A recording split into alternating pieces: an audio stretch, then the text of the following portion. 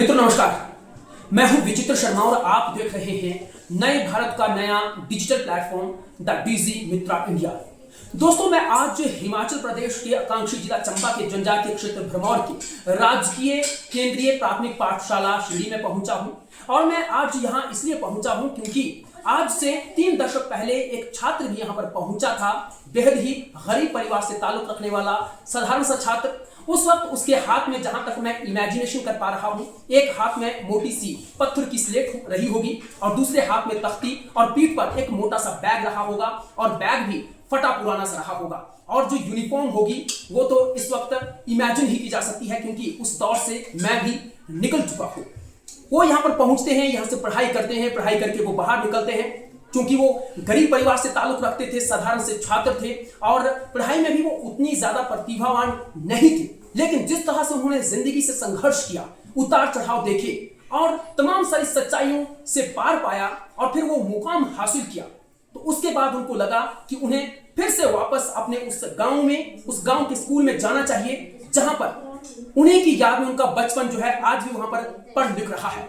लिहाजा उस वक्त की जो स्थितियां थी वो स्थितियां कुछ और थी। उस वक्त जो था, मोटी सी, जैसे मैंने कहा, पत्थर की स्लेट एक हाथ में होती थी, तख्ती हुआ करती थी, मोटा सा बैग रहा करता था। लेकिन अब स्थितियां बदल चुकी हैं, शिक्षा का स्तर बदल चुका है, शिक्षा का दौर बदल चुका है। तो उन्होंने यहां पर आकर जो है इस स्कूल को गोद लेने का फैसला किया है। आखिर कौन है वो वीर बालक, कौन है वो साधारण सा छात्र जिन्होंने आज अपने ही स्कूल को गोद ले लिया है और इस स्कूल का कायाकल्प करना चाहते हैं? वो यहाँ पर क्या करना चाहते हैं, किस तरह की शिक्षा की लॉज लाना चाहते हैं? आज हमारी कहानी में वही वीर बालक, वो छात्र जो है पात्र हैं और हम आपको इस पूरी स्टोरी में बताएंगे उनके बारे में और उनके द्वारा इस स्कूल के लिए किए जाने वाले कारनामे में।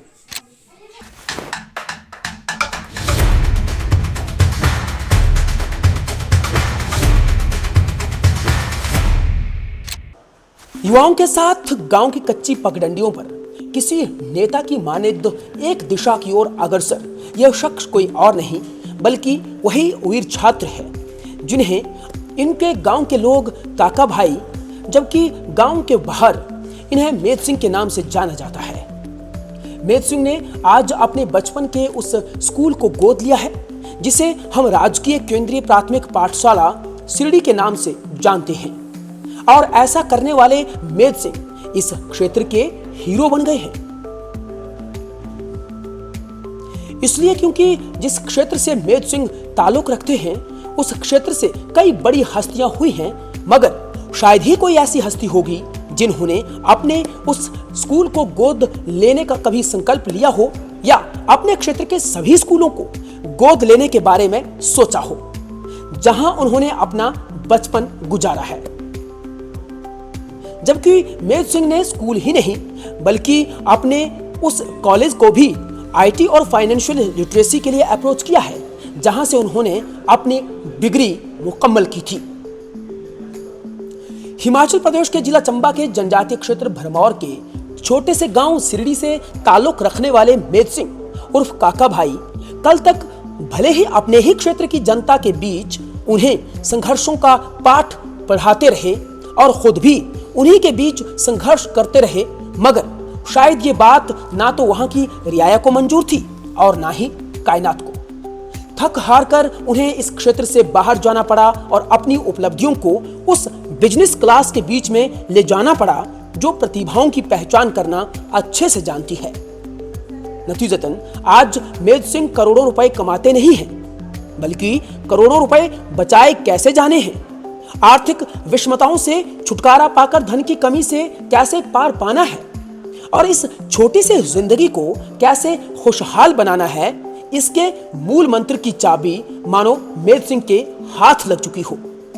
लिहाजा आज मेद सिंह न केवल अपनी जिंदगी को लीक से हटकर जी रहे हैं बल्कि सैकड़ों की जिंदगियों में भी उजाला लाने का काम कर रहे हैं।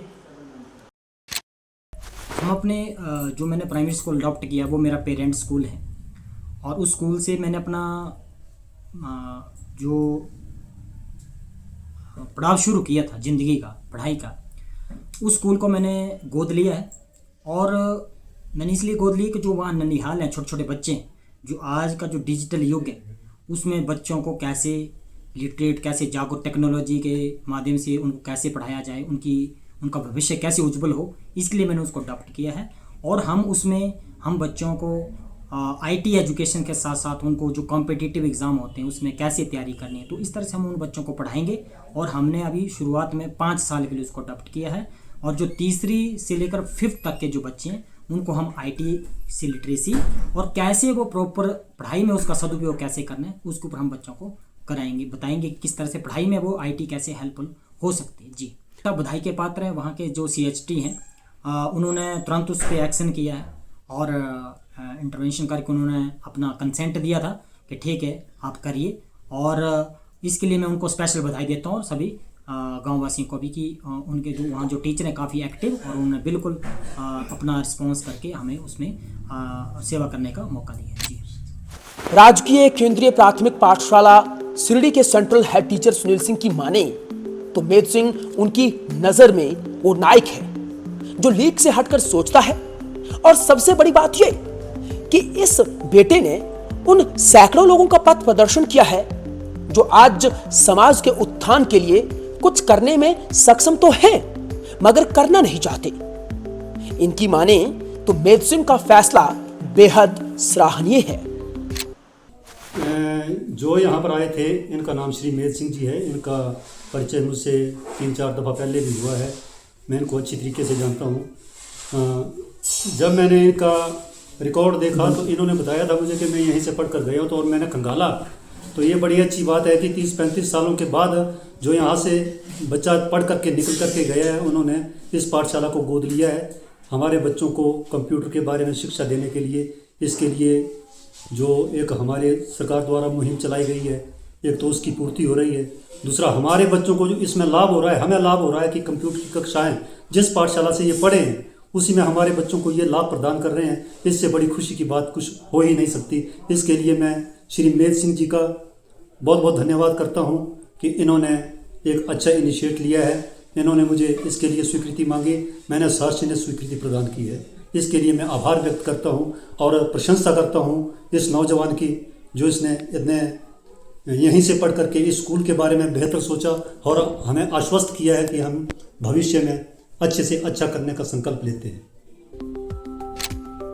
काबिले गौर है कि आज हर कोई पढ़ लिख कर अपनी जिंदगी को बेहतरीन बनाने की दिशा में अग्रसर होना चाहता है और कमोवेश उस दिशा में वो दिन रात मेहनत करके ईश्वरीय कृपा कहें या उनकी मेहनत सफल हो भी जाते हैं।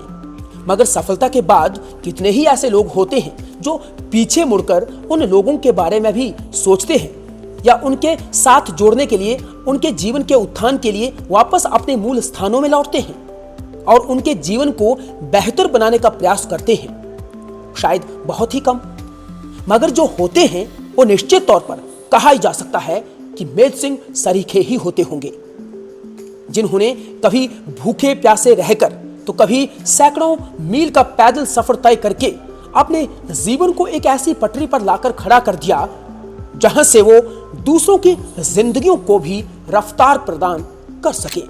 मित्रों, उम्मीद है कि हमारी कहानी के ये पात्र मेद सिंह जी आपको बेहद पसंद आए होंगे, इसलिए क्योंकि जिस तरह से मेद सिंह यहाँ गांव के लोगों के लिए, स्कूल के लिए, समाज के लिए उम्मीद बने हुए हैं, निश्चित तौर पर इनके द्वारा किए जाने वाले कार्य जो हैं वो प्रेरणादायी हैं और प्रेरणा के स्रोत हैं।